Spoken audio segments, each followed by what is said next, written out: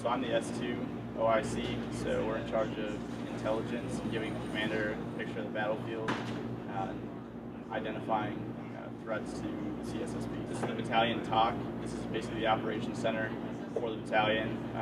Around us we have a couple of tents set up for each of the companies, and there's the company TOCs, and this is where we do all our analysis, plan all our missions, basically run all the operations for the battalion. We're at the National Training Center at Fort Irwin, California, and we're supporting the 1-2 Striker Brigade combat team out of JBLM in Washington. They're doing a big training exercise, force on force, at the National Training Center. So we're supplying their food, their water, their fuel, any maintenance supplies that they need. They push requests to us, and then we get them the supplies they need. So this kind of environment's really great because a lot of time, especially for reserves, we spend a lot of time at our reserve units, our drill centers, and we don't get great opportunities to get out to the field. We have Fort McCoy in Wisconsin, so it's a good environment, but we use it a lot here.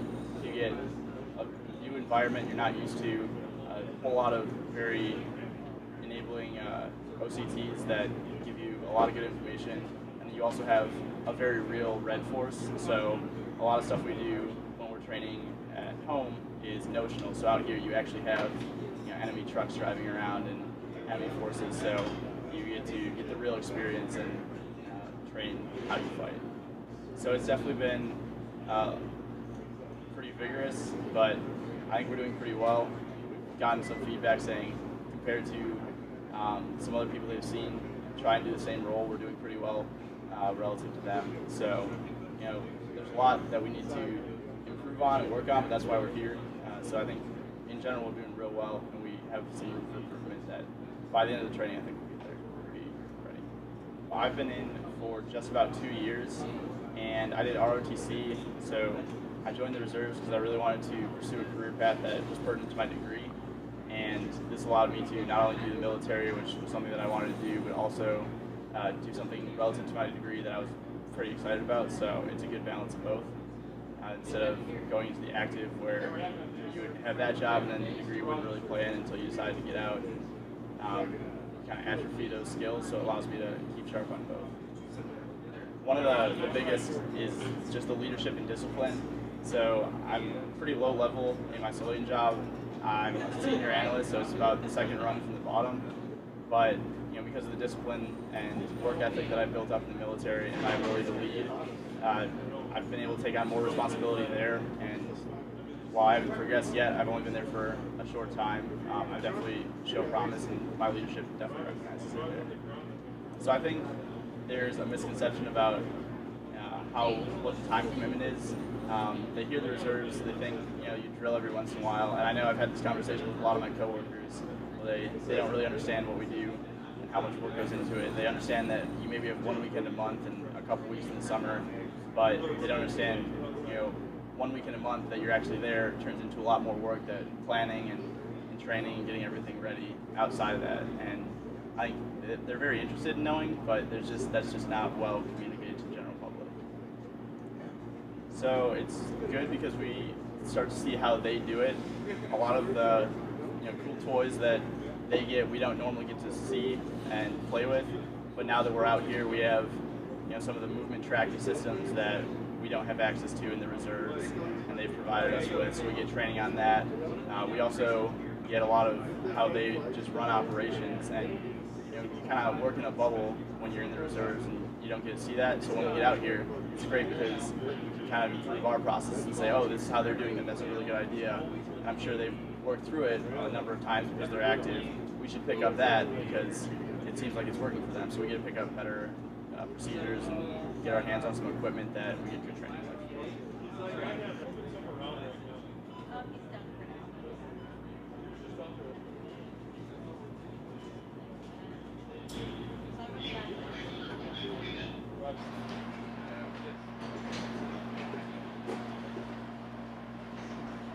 J5 is strong.